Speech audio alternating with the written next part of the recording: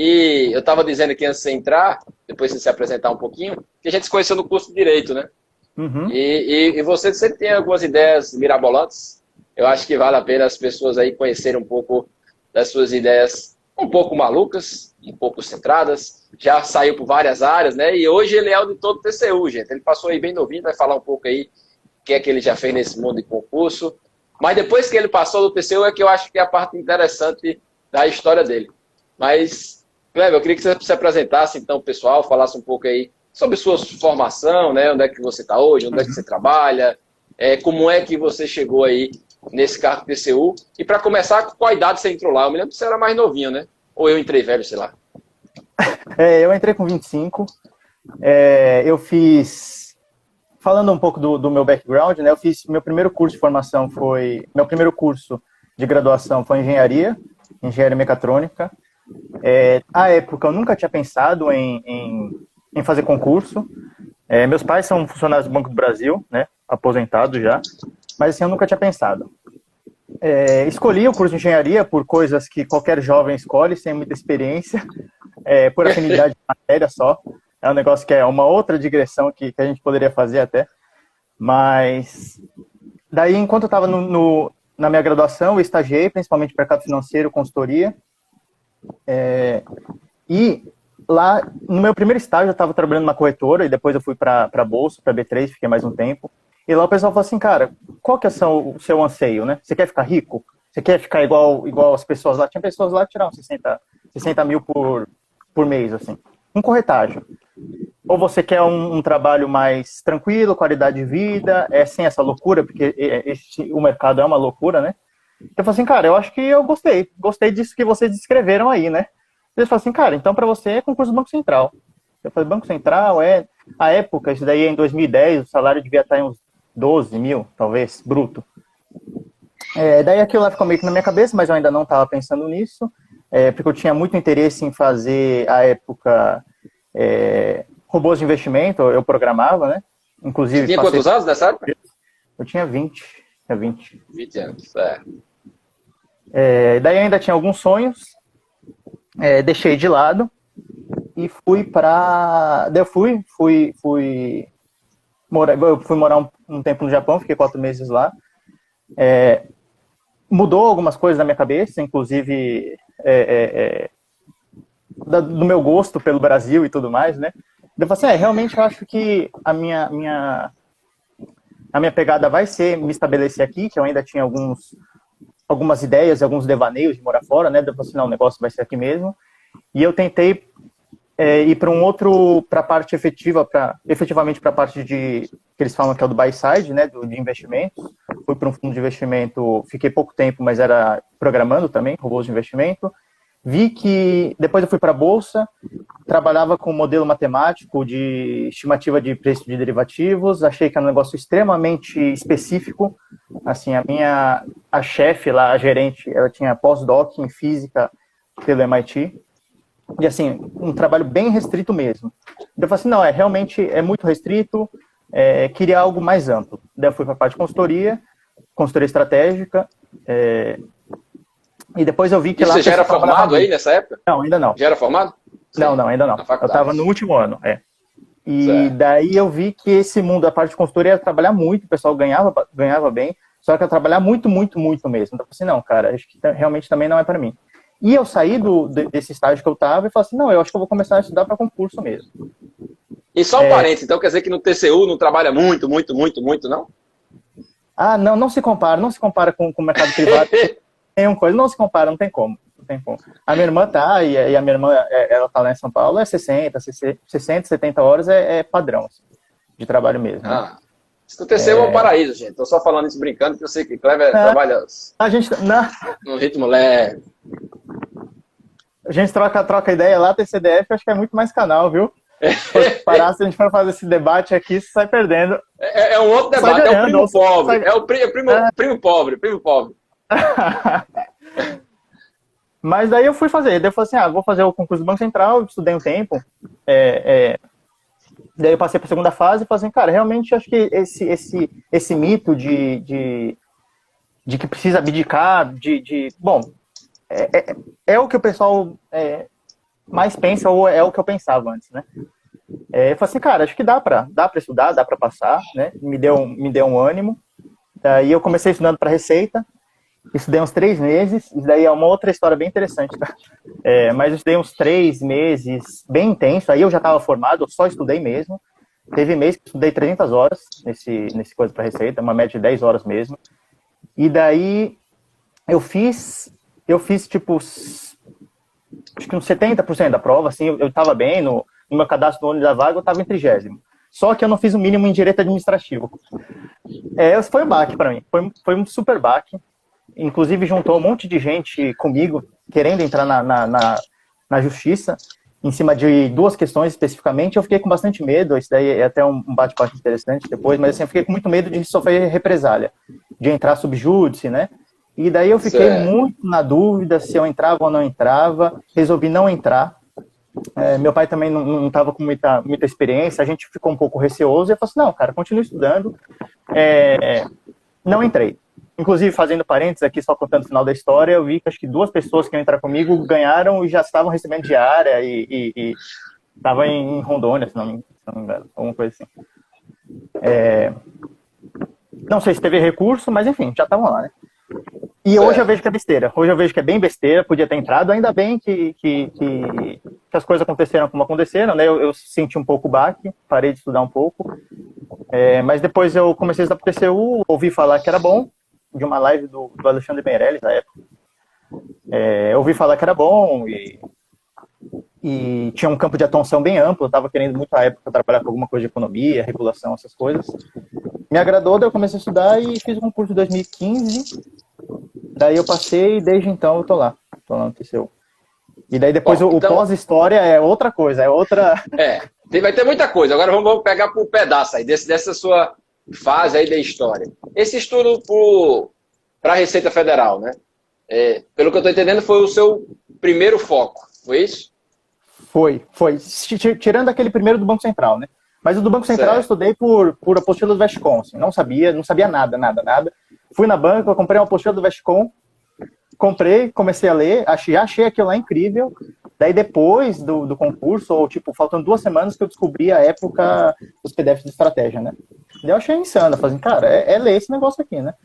Facilitou bastante e me deu um Então, quando você foi para a questão da Receita, você já usava um PDF que era do Estratégia na época, é isso? Já usava. Mas eu li muito livro. Isso daí é outra coisa de técnicas de estudo também. Pronto, agora que eu quero discutir com você. E aí, lógico, não existe certo ou errado, a gente sempre faz esse bate-papo aqui com o pessoal. Qual é a sua visão, PDF, livro, para estudar para concurso desse nível, Receita Federal, TCU? Qual é a sua percepção? E eu sei que você adora, né? Eu me lembro da faculdade, eu tirava onda com você, que você perdia mais tempo fazendo as suas análises do que estudando ou fazendo o próprio estudo. Então, com certeza, você deve ter feito uma super análise aí. Qual é a sua visão, PDF versus livro?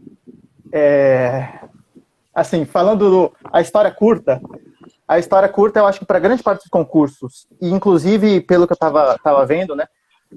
Cheguei a pesquisar algumas coisas de concurso para magistratura e tal, mas assim, tirando concursos jurídicos muito pesados, PDF aguenta bem e é o melhor caminho. Para mim é o melhor caminho. Videoaula e aula eu nunca gostei muito. Videoaula, eu nunca vi nenhuma aula presencial. Videoaula eu vi umas 3, assim, velocidade 2x, eu ainda não gostava, não achava muito eficiente. Para mim, o PDF é o mais eficiente. Em que pese eu ter usado muito livro, e eu acho que fazendo uma análise posterior foi um erro meu. Assim. Eu li muito livro, li muita coisa. Sim, então hoje você não leria livro. Você está falando que você leu livro, mas você não faria isso, né? Não leria. Mesmo para o TCU, porque o TCU assim, é engraçado, porque as pessoas veem o TCU, a Receita, um consultor da Câmara como um concurso inatingível, né? E aí muita gente fala, não dá para passar com PDF. Dá para passar então com PDF e ainda é o melhor caminho? Não só dá, como seria a melhor forma? Sim. Agora, entrando um pouco na história mais longa, é porque o problema é que chega uma hora, e eu até conversando com outras pessoas, aparentemente você acha que lendo o PDF você já sabe o que está lá. Porque você começa a ler e as frases, você já leu isso umas 3 vezes, as frases começam a te remeter ao conteúdo, né? Então parece que você está meio que parado lá. Mas se você for pensar em termos de densidade do conteúdo que está lá, ele é totalmente suficiente para passar em grande parte dos concursos. Eu acho que até estão fazendo já PDFs suficientes com jurisprudência, coletânea de jurisprudência, coletânea de doutrina, que eu acho que aguentariam até concursos jurídicos, de magistratura e Ministério Público. Não cheguei a analisar e fazer uma comparação de prova, coisa que eu fiz na minha época para o TCU, mas eu acho que até para concurso jurídico daria. Só que a questão é, uma hora você começa a ler o PDF, você começa a fazer questões, e assim, os PDFs eles têm que ser analisados com uma certa crueza, no sentido de que grande parte dos exercícios, e tem gente que só faz os exercícios que estão no PDF, eu sentia que eles eram extremamente mais fáceis do que os da prova. Porque eu acho que é um interesse, tem uma simetria de interesse do cara colocar as questões mais fáceis no PDF, porque você sente que você está aprendendo, olha, acertei tudo e tal. Então o PDF ele tem essa armadilha. Ele tem a armadilha de te colocar no estudo muito passivo, em cima de material que ele é simples, é uma linguagem simples, a matéria é passada de forma bem objetiva, né? E eu me deparei com isso, eu falei assim, cara, já li o PDF 3 vezes, eu começo a ler a frase, eu já lembro do conteúdo, todas as questões aqui eu já fiz, e eu tinha um método de resolução de questões, assim, eu resolvia no mínimo 2 vezes as mesmas questões, e quando eu errava, eu marcava com X, se eu errava 2 vezes, eu fazia aquela questão, enfim, outra, é coisa de técnica de estudo também, mas eu fazia aquela questão pro resto da minha vida. Se eu errei 2 vezes a mesma questão, seja no PDF, seja de um TEC da vida, eu fazia para sempre. Porque aquele negócio não entra na minha cabeça. Entender isso aí. Então vamos lá. Você tinha a sua técnica de estudo para a questão, você errava uma vez, você poderia fazer de novo. Se você errasse 2 vezes, ela entrava onde? Ela ficava num caderno de resumo? Para onde é que ela ia para você estar sempre fazendo? Onde é que ela era guardada, né? Nesse tema de questão, e a gente podia até falar sobre a importância de questões, etc. É quase uma filosofia de estudo, mas eu fazia as questões e marcava. Quando eu acertava eu fazia uma elipse em volta. Então acertei, certo. Beleza. E daí eu ciclava o estudo, né? Eu revisava 2 dias depois, 10 dias depois, 1 mês depois 3 meses depois. Eu fazia mais ou menos isso. Então, em cada ciclo, eu voltava naquelas questões. Se só tinha uma bola, eu fazia de novo. Mas eu não via a resposta. Se eu acertava, eu fazia uma outra elipse e aquela questão acabou. Nunca mais vou fazer. Beleza. Pô, bicho, deixa de complicar. A elipse é um círculo lá, porra. Se circulava um negócio aí, isso. Puta que pariu. Você vê que o cara é maluco, né? Um elipse, porra, de elipse. Não, na verdade, não. Na verdade, se eu acertava, eu fazia um X. Fazia uma perna. Daí eu fazia de novo. Se eu acertei, fazia outro X e nunca mais via essa questão. Questão fácil, não precisa fazer. Se eu errava, eu fazia a bola. E na minha próxima ciclagem eu fazia de novo. Se eu acertei, eu riscava a bola. Mas eu tinha que fazer de novo, porque eu tinha que acertar 2 vezes seguidas. Se eu fazia a bola, no próximo ciclo eu errava de novo, eu fazia outra bola e falava assim, ó, essa questão aqui eu vou fazer pro resto da vida porque não entrou na minha cabeça. E daí eu tirava foto e botava no celular. E toda vez o Thales e o Vitor aí estão morrendo de rir. Rapaz, acho que os caras agora viram porque ele passou nos primeiros lugares do TCU, né? O cara é maluco, bicho. Olha a análise do maluco para fazer a questão. Não, isso é só de questão. Imagina, de conteúdo é outra história, de planejamento, de cronograma. Eu levantei... Mas aí você guardava onde? Você guardava, você copiava, você dava um print... Eu usava um iPad, tirava print, eu tirava foto e guardava lá. E daí fazia pasta... Então você fazia um conjunto de fotos. Isso. Conjunto de fotos. E daí eu só ia correndo assim, rapidão, ia fazendo. Certo. Às vezes, assim, para falar que eu não fazia pro resto da vida, às vezes quando eu já enjoava e já sabia de cor até as palavras da questão, eu parava de fazer, né? Mas a ideia era essa. Se não entrou 2 vezes na cabeça, eu ia fazer muitas vezes aquele exercício. Perfeito. Aí você falou uma outra coisa pra gente andar, revisão, né? O que eu tenho visto muita gente falando de revisão, e você que gosta de método, talvez você até siga, né? Hoje todo mundo tem revisão de 24 horas, 48, 72, e são tantas regras, tantas horas, que na minha cabeça eu nunca conseguiria fazer aquelas revisões, porque senão eu não avançava, né? Senão eu não conseguiria avançar na matéria. Mas você falou alguma coisa que você fazia aí, eu sei que você é muito metódico. Como é que você fazia a sua revisão? E como é que você fazia para avançar? Porque, digamos assim, vai estudar para o TCU, 15 ou 20 matérias. Pô, se você ficar fazendo revisão de 24, 48, 72, 3 meses, eu não vejo como a pessoa conseguir ler o conteúdo. Ou você fazia isso depois de acabar o conteúdo? Como é que era a sua regra de revisão? Contando meia parte da história, eu tinha na cabeça o quanto que eu tinha que avançar. Essa era a ideia. Eu tinha na cabeça onde que eu estava e onde que eu tinha que chegar, e eu ajustava a minha velocidade, tanto de resumo, quanto de leitura, quanto de livro, eu ajustava tudo. Então, assim, no meu pós-edital, que principalmente da Receita, que eu desenvolvi mais ou menos isso, do TCO já foi um pouco mais leve, porque eu já tinha estudado bastante coisa, mas da Receita, quando saiu o edital, eu falei assim, cara, eu peguei um calendário, abri o calendário e falei assim, quantos desses dias eu vou estudar? Aqui eu tenho uma viagem, aqui tem que visitar meus avós, nananana.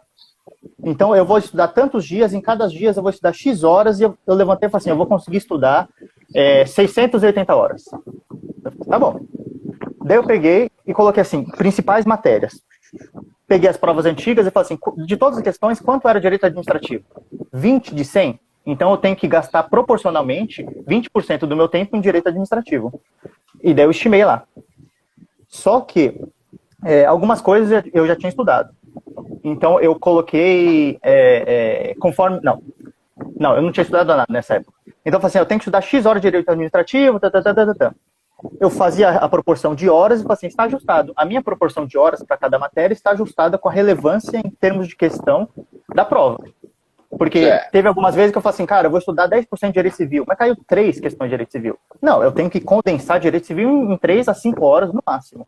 É isso que eu tenho que fazer. Então eu botei lá na parede do meu quarto e falei assim, cara, direito administrativo eu vou estudar 80 horas, só. Estimei quanto tempo eu ia demorar, porque eu li o direito administrativo descomplicado. Eu falei assim, eu demoro mais ou menos 3 minutos e 20 segundos por página. Vai dar tempo de ler o livro? Vai dar tempo de ler o livro. Então a minha meta é ler o livro. Vai sobrar quanto? Vai sobrar 20 horas para revisão. Então eu falei assim, cara, eu não posso gastar meio a meio. A minha revisão tem que ser 1/3 mais rápido do que a leitura do meu livro. Porque senão não vai dar.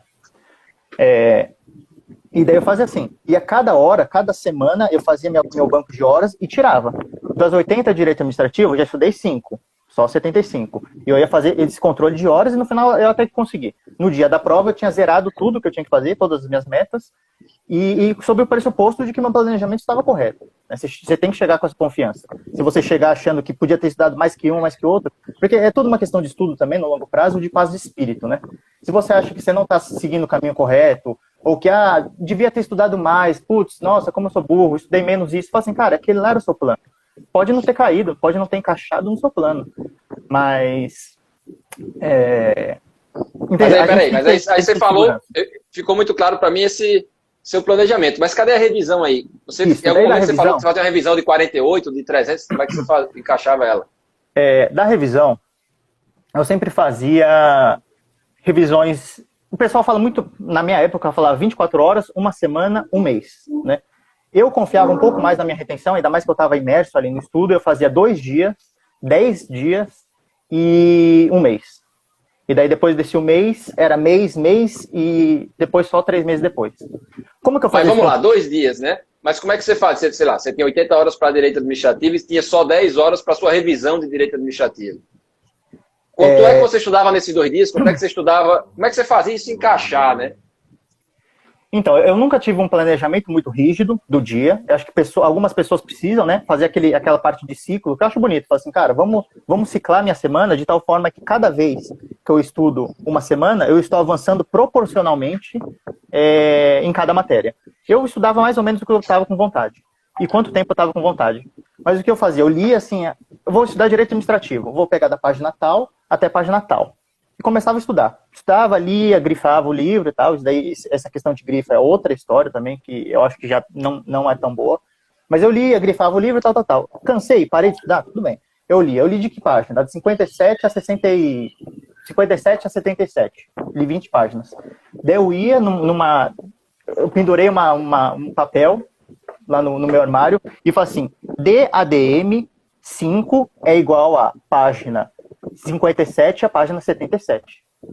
É o meu código, é a minha bíblia, meu índice.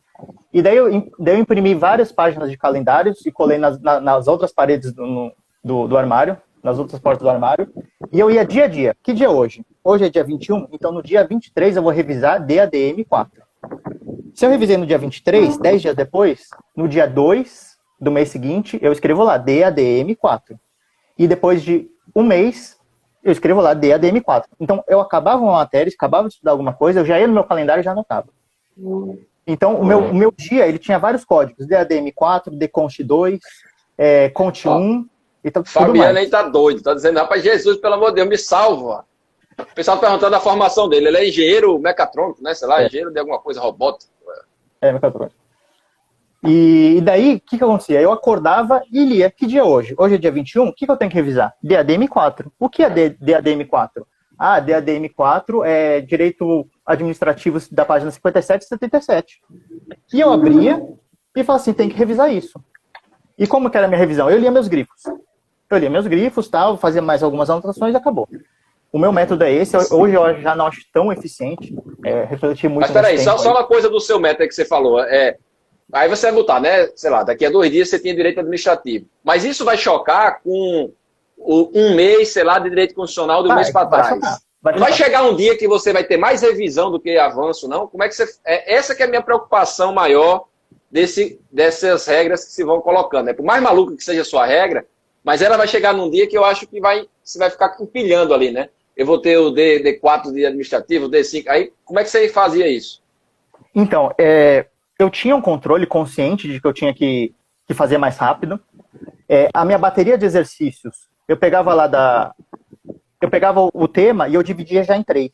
Então, não fazia toda uma bateria de exercícios que eu tinha que revisar. Então, a minha revisão era também fundamentada em exercícios, então eu dividia em 3 partes. Da página do livro lá tem 100 exercícios. Eu vou fazer 30 na primeira vez, 30 na segunda revisão, 30 na terceira, e na quarta revisão eu vou só fazer aquelas que eu errei. Então, eu divido isso para não ficar sempre fazendo 3 vezes. Essa era a minha preocupação de exercício.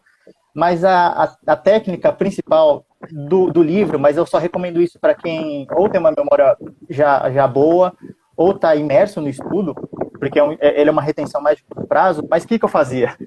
Eu estudava lendo livros ou PDFs e eu grifava. Porque eu acho que o grifo é bom, porque ele é basicamente um resumo autorreferenciado. Ou seja, você lê algumas palavras do livro e se você não lembra, você não precisa pegar igual do caderno, você fala assim, não tem um negócio no caderno. Mas não lembro o que era. Ixi, em que página que ele estava do livro mesmo? Meu resumo está incompleto. E aí? Onde é que estava isso? Daí você tem que ir lá procurar. No livro não, o livro está lá. Vai estar 5 linhas para cima, 5 linhas para baixo, mas aquele conteúdo completo está lá. Então a primeira vez que eu grifava o livro, eu grifava de lápis. Por quê? Às vezes, quando eu estava fazendo a revisão do dia seguinte, eu começava a ler o grifo do lápis e falava assim, cara, eu não precisava ter grifado tanto.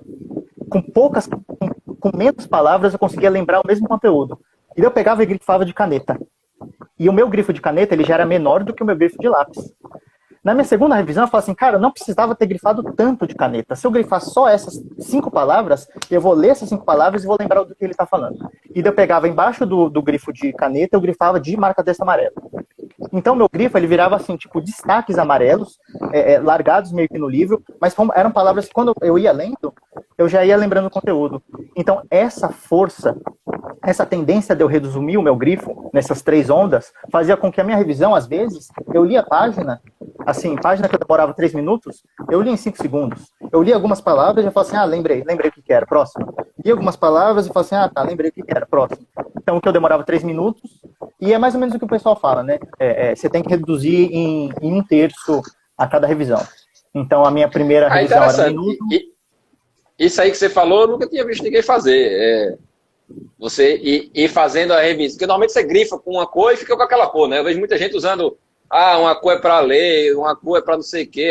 É um conjunto de cores que os caras compram, né? Um lápis lá, as meninas vivem postando foto no Instagram cheio de lápis. E cada corzinha, como é que faz para o OAB, né? Só que o OAB você tem consulta, então é diferente, né?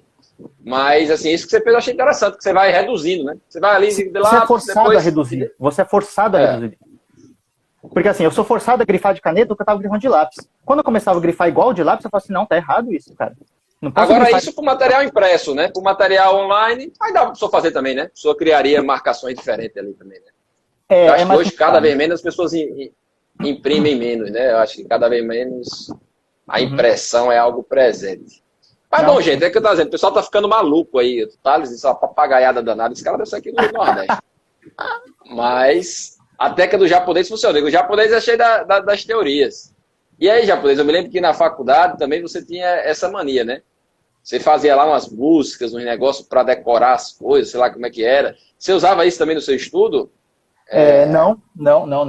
O meu estudo... Porque, conforme eu estava falando lá, chega uma hora que você parece que você não está avançando no seu estudo. Você está lendo o PDF, você está fazendo as questões do PDF, tudo parece muito fácil, mas quando você vai fazer a questão mesmo, você não consegue fazer, né? Você fala assim, cara, talvez o PDF não seja suficiente, talvez o problema esteja no PDF.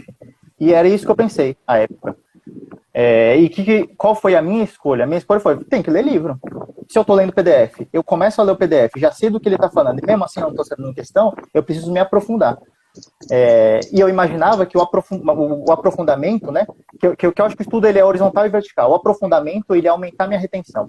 Então eu falei assim, cara, em vez de eu ler um PDF de 1000 páginas com uma letra gigante, eu vou ler um livro de 1000 páginas e isso naturalmente vai aumentar minha retenção, eu vou memorizar mais. Esse foi meu erro.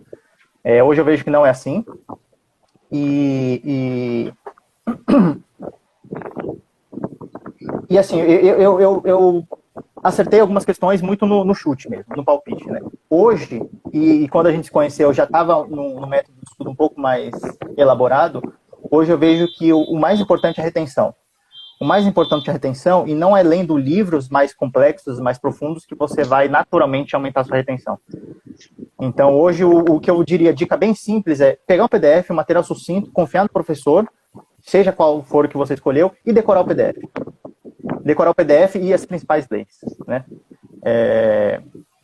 Só que para isso você precisa ter um estudo mais ativo, e eu acho que eu se fosse voltar a estudar, eu adaptaria aquela minha técnica de compactação de grifo em mapa mental.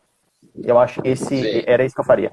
Então eu faria assim, cara, eu li uma página de um livro, ou li o PDF, então eu vou me forçar a lembrar aquilo lá, vou me forçar a fazer o mapa mental, porque daí você vê que, no fundo, o problema não está necessariamente no PDF. Está no que você não memorizou o PDF. Não é que o PDF tem pouca coisa, é que você memorizou o pouco que já tem lá. Pronto, então, aí você falou uma coisa que eu queria ver qual é o seu comentário. Minha percepção é mais ou menos nesse sentido. Assim, o que é que eu sempre falo pro pessoal?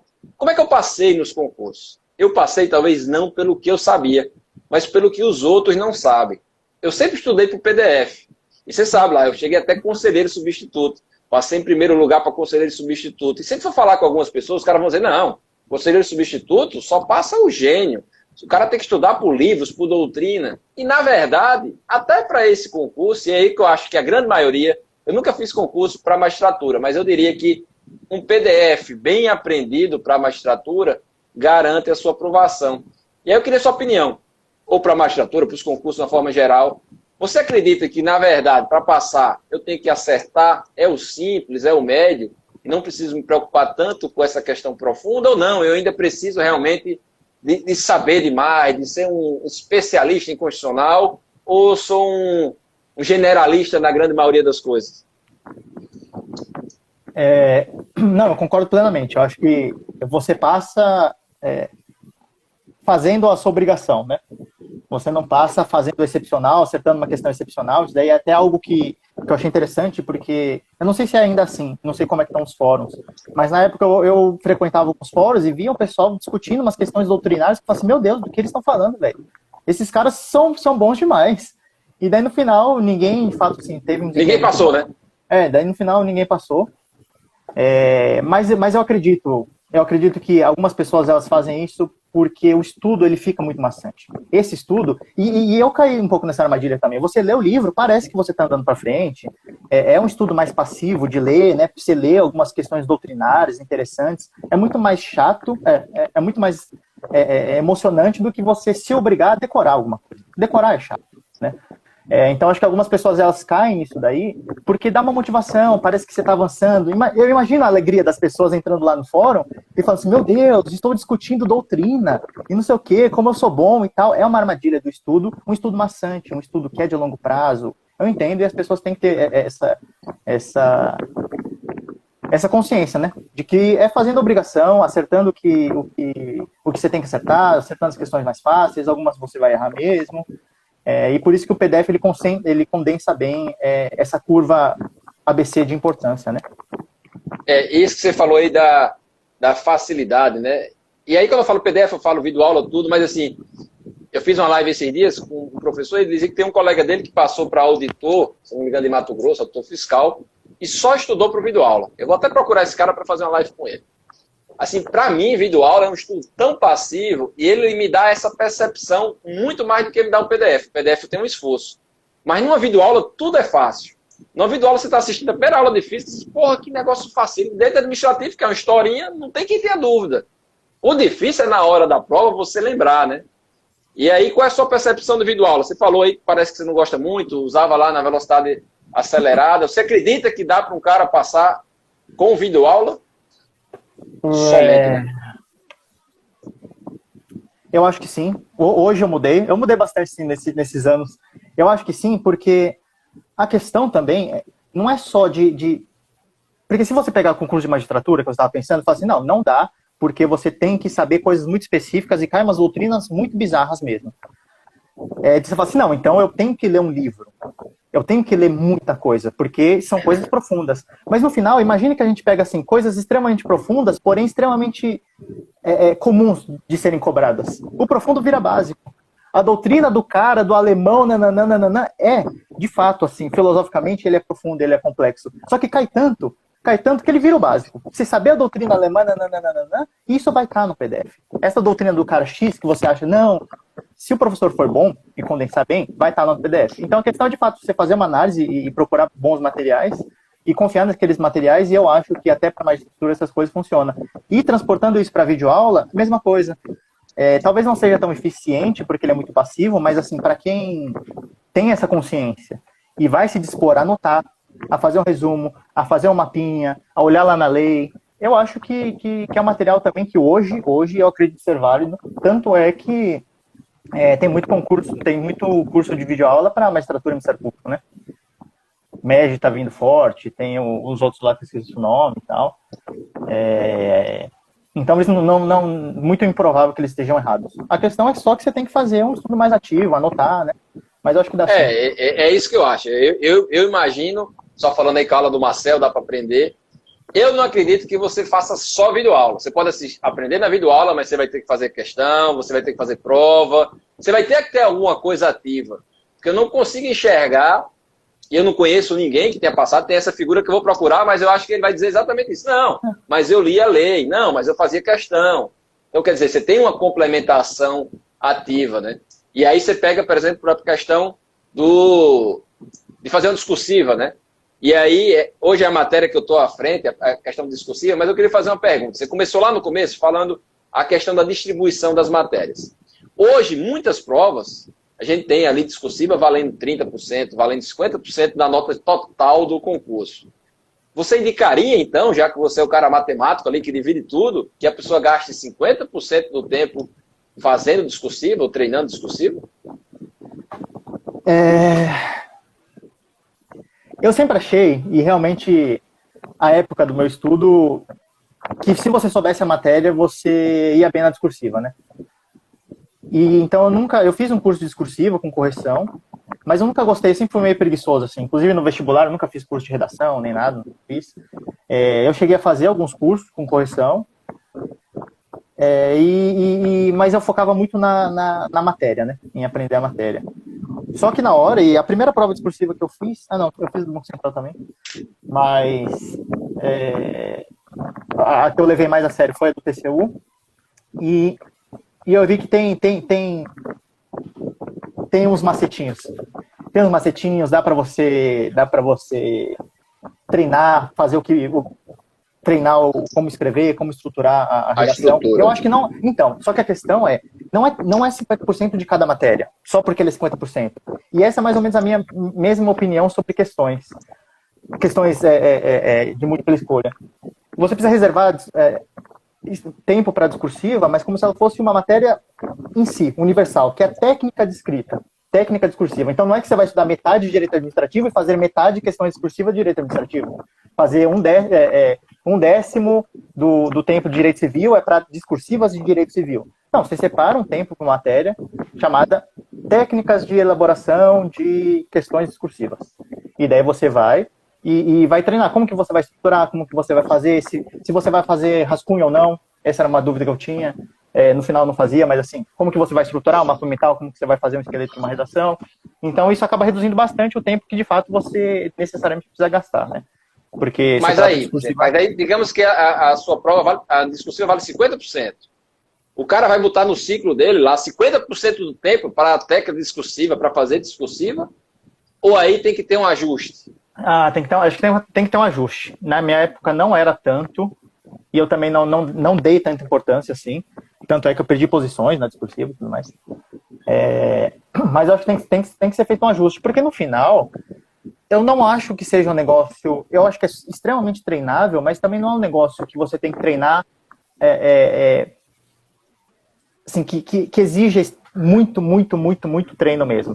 Eu acho que você precisa de um bom curso, você precisa fazer ali umas 10, 20, talvez.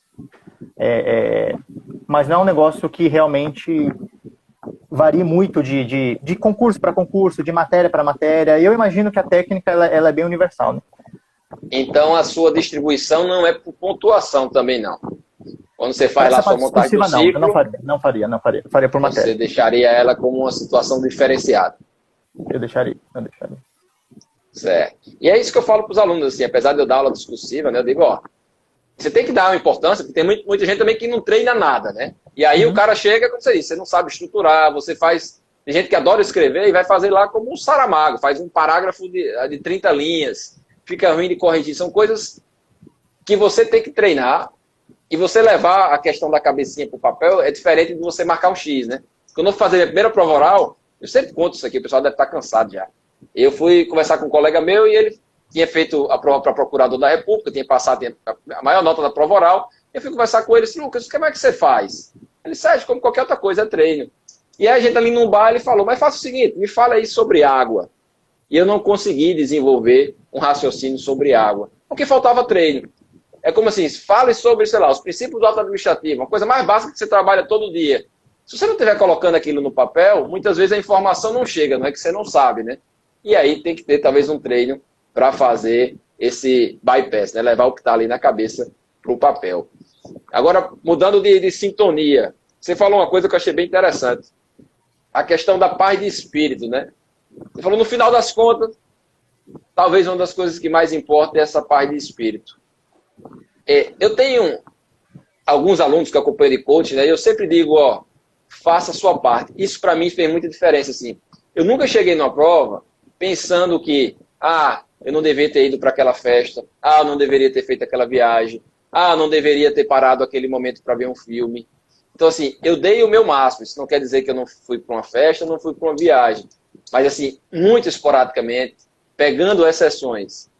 O que é essa paz de espírito para você? Isso para mim funcionava muito. Era eu chegar na prova, na minha cabeça era assim dizer, fiz o que tinha que fazer. Esse cara aqui do lado não fez mais do que eu, ou se fez, merece passar também, já que a gente tem algumas vagas, né? Como é que você enxerga isso aí? Não, é interessante porque essa questão de concurso, no final, e eu posso dar uma viajada, eu vou me segurar para não viajar tanto. Mas tem duas coisas que eu acho que são importantes. Como uma meta qualidades de quem está estudando para o concurso, né? A primeira delas é autoconhecimento. Eu acho que isso é extremamente essencial, no sentido de saber, de fato, não só o que você quer, mas assim, o quanto você está disposto a aguentar de tempo de estudo, qual é o melhor concurso para você. Então, assim, às vezes você vê uns desajustes de pessoas que estão estudando muito, muito, muito para um concurso que talvez de fato seja muito difícil e realmente é aquele dilema de todo concurseiro, né? Se você vai de fato mirar no seu sonho, se você vai parar na metade e tal, isso tudo exige um autoconhecimento, porque se realmente você não mira muito alto ou você mira muito alto para um tempo que você não tem hoje, por uma condição que você não tem hoje, né? Por uma disponibilidade de tempo que você não tem hoje, isso é frustração, isso pode frustrar toda essa carreira de concurseiro por conta de uma avaliação errada que você fez sobre as suas próprias circunstâncias, né? Ao mesmo tempo, você vê gente que faz concurso assim, faz um concurso escada quando ele talvez não precisasse, daí o concurso escada começa a tomar muito tempo dele, né? Ele perde um pouco o foco, enfim. Inclusive tem gente assim, e concursos, não, isso é interessante, eu vou falar, mas tem concursos que tem regiões, né? E às vezes você vê, assim, que tem aquela disputa de, tipo, região mais fácil, região mais difícil, né? Aqui é mais fácil para passar, interior, nananana. E daí o que eu acho um exemplo, assim, de questão de se conhecer a dificuldade do concurso, é gente que faz, por exemplo, para regional, para interior, e vai muito melhor do que pessoas do que a nota média de capital, e esse cara fica triste, ou essa pessoa fica triste, fica frustrada, porque meio que errou na avaliação da própria capacidade, do próprio saber ali, né? E, enfim, eu acho que isso é de se pensar. Outra questão, e voltando ao que você falou, que era... Ah, tá. Paz de espírito. De paz de espírito. Isso daí acho que também para a vida, mas no final é tudo um processo de escolha, né? A gente faz escolha de que concurso fazer, de quantas horas vai estudar, se vai para festa ou não vai. E eu acho que tem um certo problema quando a gente entra em contradição nas nossas escolhas de não saber muito bem o porquê a gente está fazendo tal coisa, por que a gente escolheu tal caminho, né? Então acho que a paz de espírito ela vem muito nessa linha. Fala assim, cara, se de fato eu fui para uma festa, eu fui uma festa por quê? Porque eu estava extremamente cansado, eu estava extenuado, estava em burnout, eu precisava sair e fui. Então, assim, a gente não pode entrar em contradição das nossas escolhas de, no dia da prova, chegar e falar assim, não devia ter ido. Não, meu amigo. Você fez por um motivo, você tem consciência, você não vai cair em contradição. A contradição que eu digo é querer tudo. Achar que deve fazer alguma coisa, mas não quer fazer. Ou querer fazer alguma coisa e não achar que deve. É necessário que tenha esse alinhamento. Então, assim, eu quero ir para a festa, mas não acho que devo. Se você decide sem fazer esse alinhamento, se a gente fala assim, cara, eu quero e devo porque eu tô extenuado. Alinhou, e na hora da prova você vai estar em paz de espírito e fala assim, fui pra festa? Fui. Mas eu fui com consciência, eu fui por conta disso, por conta daquilo, e eu sei porque eu fui e não me arrependo. Foi a minha decisão que eu tomei à época. Ou se fala assim, eu quero ir pra festa, mas não acho que devo, eu falo assim, realmente não devo. Então eu vou subjugar o meu querer, vou alinhar e falar assim, cara, eu subjugo o meu querer, porque eu não acho que eu devo, e vou estudar. E eu vou estudar direito. Porque eu alinhei essas duas coisas, né? E eu acho que isso é muito pra vida, assim. Às vezes a gente quer um negócio, mas não acho que deve. Às vezes a gente acha que deve fazer alguma coisa, mas não quer. Então, assim, a gente precisa alinhar esses dois com consciência de por que a gente está fazendo, por que a gente está indo pra festa, por que a gente está abrindo mão de vida social para estudar, para não ter dúvida depois. Porque, assim, eu acho que muita coisa, e eu tive esses problemas também, assim, de abrir mão de vida social para estudar e no final não deu em nada, porque eu ou desisti, ou não quis mais, falei assim, por que eu estudei? Eu falei assim, não, você tem que tratar essas escolhas passadas com um pouco mais de naturalidade, né? Então, assim, eu nunca tive esse problema também, eu sempre fui muito... E eu gosto de fazer provas, sempre gostei. Tanto é que o negócio que essas questões de redação que eu repensei foi Enem. Eu faço Enem desde que eu cheguei em Brasília, todo ano eu faço Enem. Mas... Rapaz, pessoal, eu vou pedir até desculpa, porque o foco que eu queria falar com o japonês era outra coisa e não vai dar nem tempo, porque ele tem tanta história maluca pra gente contar. Mas olha que interessante, acho que isso que ele falou é bem isso. Todo mundo numa trajetória de estudo vai ter algum momento que vai ter que parar. Vai ter que visitar uma avó, vai ter que visitar a namorada. Agora você tem que ter limite nisso aí. E eu acho que a decisão é que é isso. No momento de tomar a decisão, ela tem que estar muito bem tomada. Eu vou fazer isso por X questões, por tal motivo. E eu não vou me cobrar lá na frente, né? E aí o que eu vejo muita gente na hora de prova é se cobrando. É o cara passando o filme, em vez do cara estar olhando a danada da questão, o cara está passando o filme. Rapaz, aquilo não devia ter feito, aquilo não devia ter feito. E não é a hora de você ficar lidando com os seus problemas existenciais, né? Lide antes, na hora de decidir se vai ou não vai, e vá tranquilo. Se você quer tomar uma cachaça hoje e passar 3 dias de ressaca, toma cachaça, algumas vezes é importante. Vai ter gente que não gosta de cachaça, mas gosta de filme, mas saiba que isso vai ter um preço, né? Então, não chegue lá na frente se cobrando. Eu acho que você não está se cobrando faria muita diferença nessa trajetória. Eu acho que é mais ou menos isso aí que o nosso japonês do TCU está falando. Mas, gente, só para você ver como ele é maluco, né? Ele falou, ele tá no TCU, ele ganha, sei lá, uns 45 mil reais por mês. E, bicho, ele faz Enem todo ano. E aí eu vou lhe perguntar, japonês, para que você faz Enem todo ano? A primeira vez que eu vim, na verdade eu não fiz. No primeiro ano eu tinha perdido a inscrição. Isso, porque eu fiquei sabendo que eu tinha passado e vim para Brasília em final de 2015 e eu não fiz o Enem de 2015. Fiz 16, mas em 16 eu já estava fazendo direito. Eu fiz para me testar mesmo. Fazia exatamente 10 anos que eu não tinha feito Enem. E daí eu falei assim, cara, o que eu lembro desse negócio aqui? E fui fazer. No final até que foi bom, tá? Eu ameacei fazer um outro curso, ameacei fazer psicologia. Abriu minha cabeça essa questão de redação, e inclusive se eu for tentar fazer alguma coisa nessa parte de vídeo, empreender, é algo que eu penso também entrar nesse ramo de vestibular. Mas no final foi mais para me testar, porque eu gosto de fazer prova também.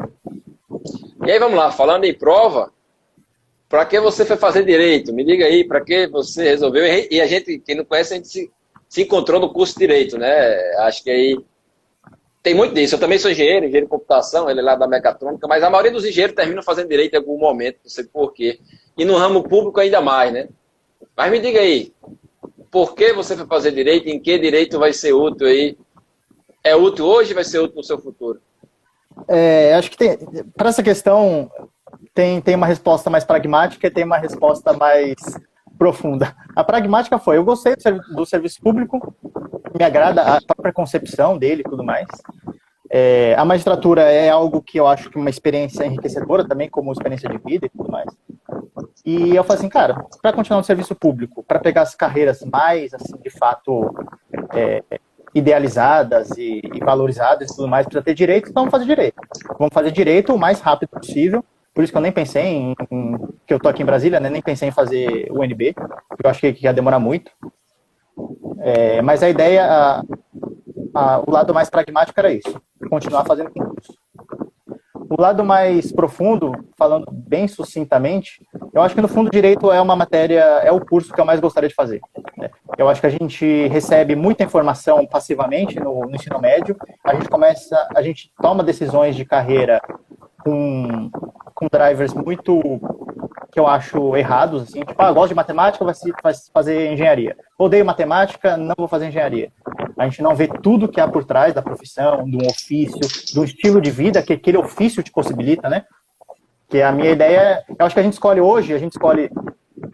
pega qual é a matéria que eu mais gosto, qual é o curso que eu vou fazer, qual é a matéria que eu mais gosto, qual é o curso que tem as matérias que eu mais gosto, o ofício que eu vou exercer e a qualidade de vida que esse ofício vai me dar, eu não sei.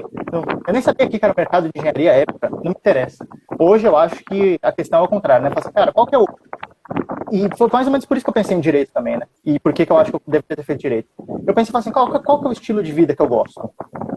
É um estilo de vida, eu quero ser milionário, empreender, trabalhar pra caramba, eu quero ser um artista, eu quero trabalhar sozinho para ser um programador, algo de programação e tal, né? Em qual é o estilo de vida? Ou eu quero só ter uma qualidade de vida boa, criar uma família, ter uma família, morar bem, né? E depois você olha e fala assim, qual ofício me possibilita isso? Se você quer ter paz e qualidade de vida, você não vai ser empreendedor. Se você quer trabalhar sozinho, você não vai ser gerente, né?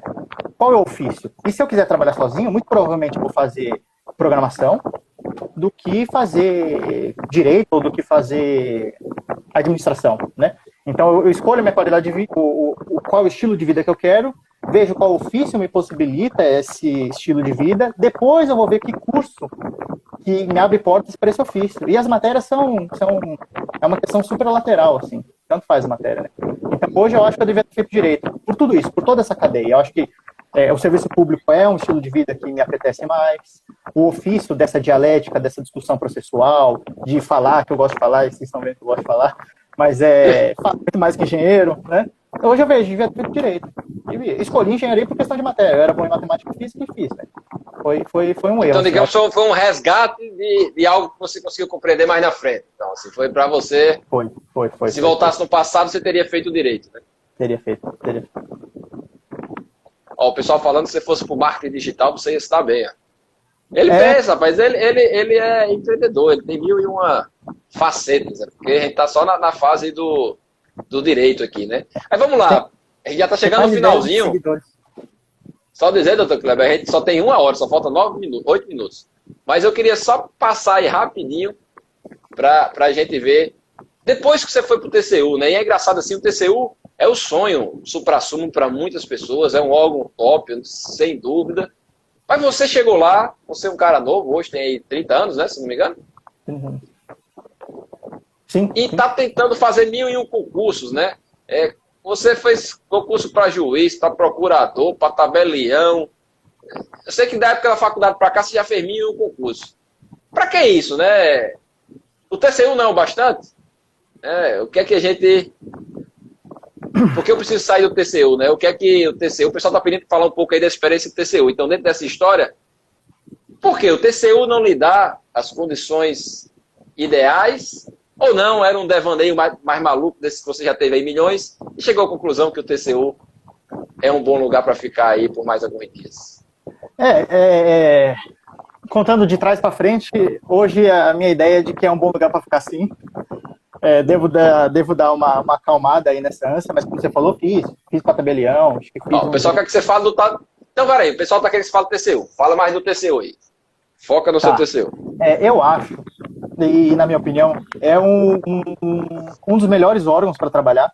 E eu não falo assim de condições de trabalho, assim, não queria entrar nesse campo batido, mas assim, institucionalmente, e aí já aprofundando um pouco, eu acho que institucionalmente é um órgão que tem muito potencial. Você consegue fazer muita coisa lá.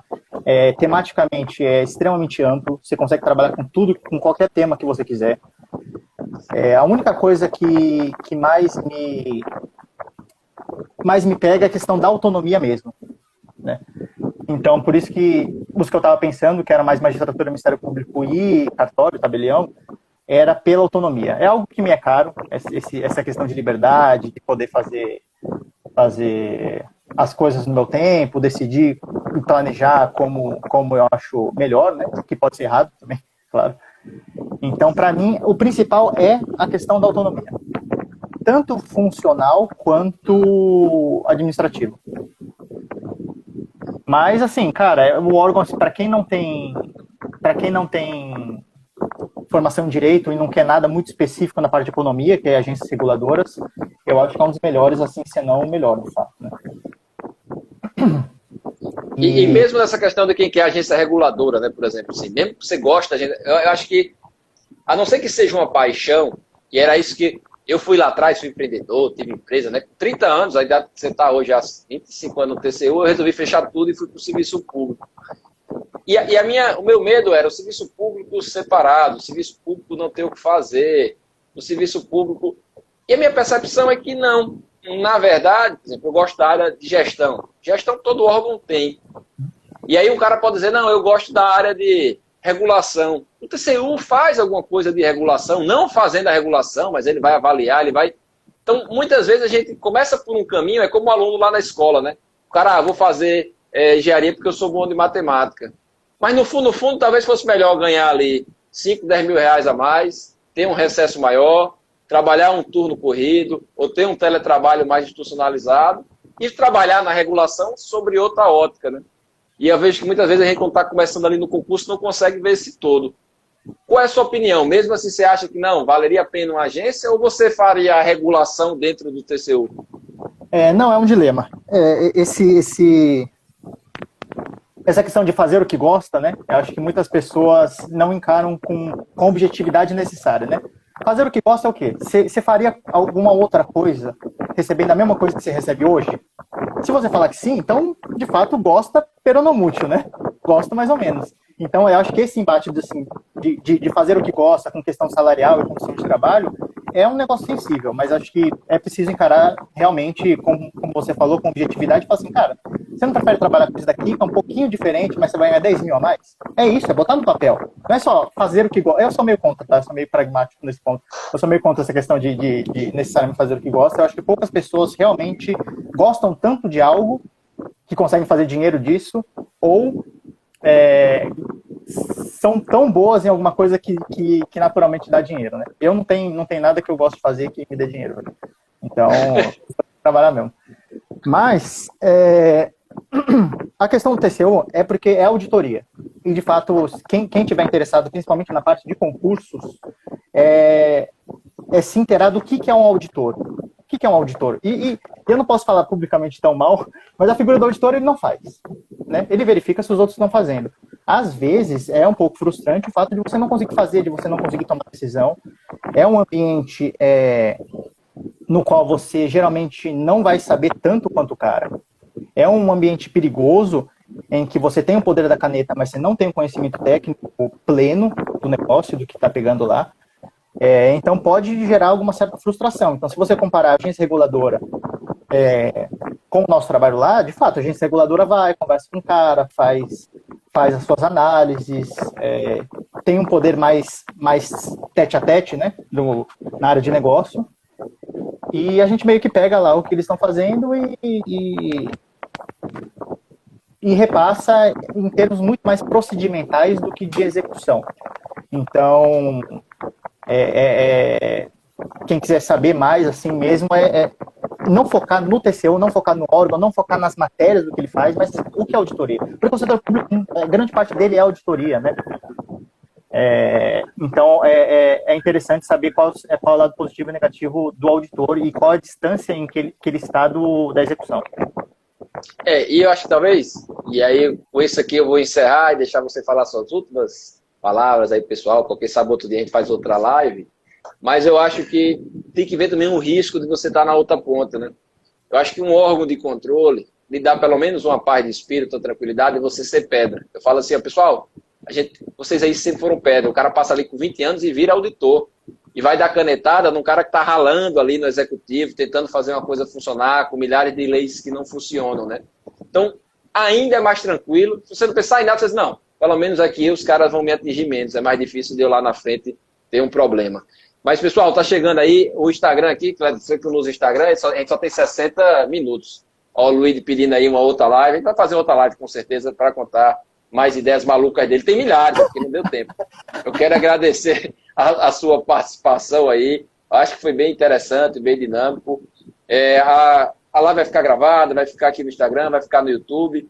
O pessoal que não conseguiu ver toda, depois vê lá com calma as maluquices dele lá, vê como é que é o cálculo que ele fazia para estudar. Essa é a parte que eu acho mais interessante, a energia que ele gastou para estudar. Então, Kleber, aí você tem 1 minuto para se despedir da galerinha. Brigadão e a gente se encontra, quem sabe, numa outra live. Não, show, não tenho muito o que falar não, desculpa, só pedir desculpas aí por qualquer viagem, quando eu começo a falar eu falo mesmo, mas é isso aí, qualquer coisa a gente tá aí e tem bastante coisa para falar aí, se precisar preencher a sua agenda aí, Sérgio. Beleza, gente, obrigado, Cleber, com certeza a gente vai falar muita coisa, que terminou que o que eu queria falar, a gente terminou que não conseguiu falar, que é essas maluquices dele que ele nunca para, mas eu acho que foi bem interessante e bem enriquecedor aí para as pessoas. Lógico, com as ressalvas que o cara é maluco, o cara é japonês, do mais alto nível de loucura, mas top, loucura, sem de sombra, loucura mesmo. Sem sombra de dúvida, e não para de estudar. Ele fala aí que parou, próxima live que a gente fizer, vocês vão ver, ele vai estar dizendo aqui que agora resolveu montar um foguete, que vai ser empreendedor e assim por diante. Obrigadão, gente, uma boa noite a todos, a gente se encontra.